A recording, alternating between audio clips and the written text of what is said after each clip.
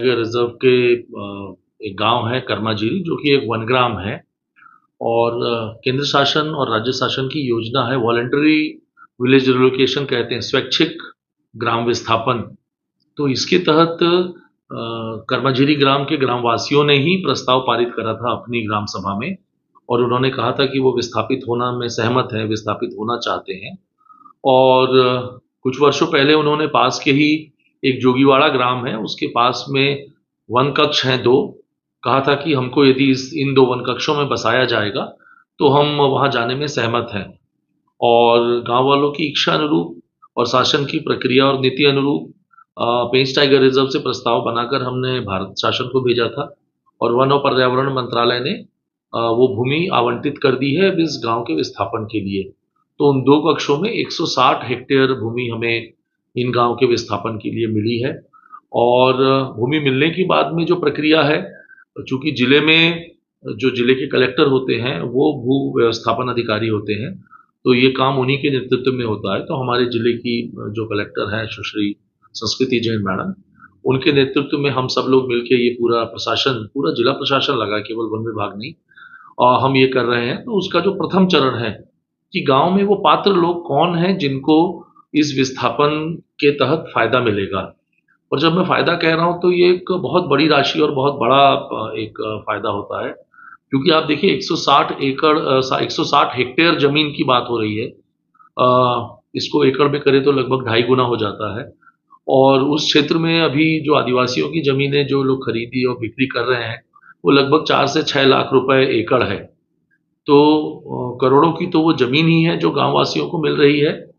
अब यहाँ पे ये तथ्य महत्वपूर्ण है कि कर्माजीरी गांव में अभी वो जो खेती करते हैं वो मात्र 70 हेक्टेयर में करते हैं, और जो जगह मिल रही है उनको 160 हेक्टेयर मिल रही है। तो लगभग उनकी जगह दुगनी हो रही है। और उसके सिवा प्रति परिवार इकाई लगभग 15 लाख।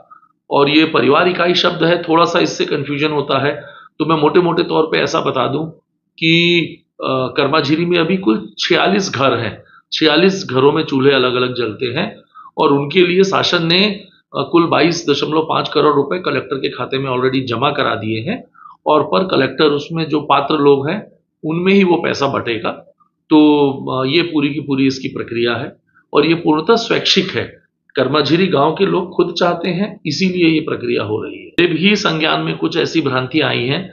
तो एक तो सबसे कॉमन भ्रांति है कि अभी कर्माजीरी है और बाद में हमारा नंबर है, और जब हमारा नंबर कहते हैं तो वो किसी भी गांव की बात होने लगती है।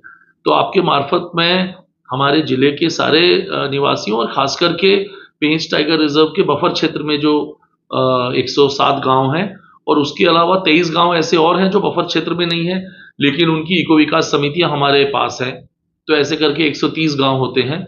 मैं उन गांव के हर एक नागरिक को आश्वस्त करना चाहूंगा और अपनी पूरी जवाबदारी के साथ ये बताना चाहूंगा कि वर्तमान में किसी भी और गांव को शासन नहीं हटाना चाहता है, लेकिन हाँ, यदि गांव बहुमत से प्रस्ताव पारित करके हमारे पास आता है, यहां पे ये समझना होगा कि कुछ गांव आज भी बहुत दुर्गम हैं।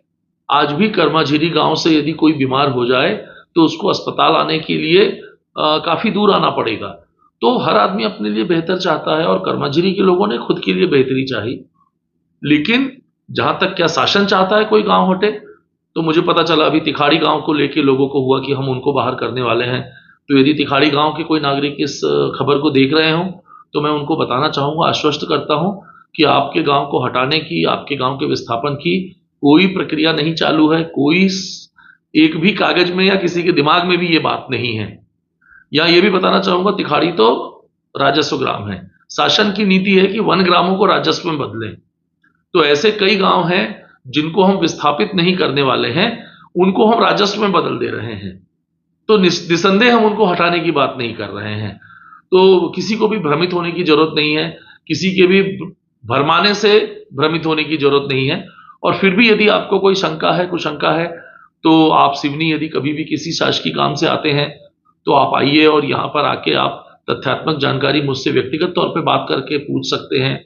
वहाँ पे हमारा घाटकोह का बफर रेंज है, वहाँ पे जाके आप रेंजर साहब से बात कर सकते हैं, या खवासा क्षेत्र के लोग खवासा में रेंजर साहब से बात कर सकते हैं। रूखड़ है, अरी है, सभी को मैं आश्वस्त कर रहा हूं कि ऐसी कोई भी योजना, ऐसी कोई भी विचार नहीं है और ये योजना आप कर्माझीरी गांव से पूछें तो गांव के अधिकांश लोग इच्छुक हैं, क्योंकि उन्हें एक बेहतर जीवन, बेहतर जमीन और बेहतर नगद राशि मिल रही है।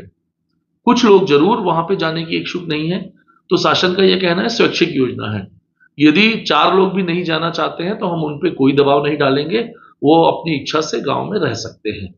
लेकिन जो भी जाना चाहते हैं, और कर्माझीरी गांव तो बहुमत से जाना ही चाहता है बाहर, और इसीलिए उन्होंने खुद अपने से जोगीवाड़ा की वो जो जमीन चयन करी और केंद्र शासन से जिसकी अनुमति आई है। तो तथ्य तो यही है, और बाकी किसी के भरमाने से आप नहीं आए। आप कर्माझीरी ने खुद चाहा था, इसलिए उनका गांव विस्थापित हो रहा है, और कोई भी गांव विस्थापित नहीं होगा।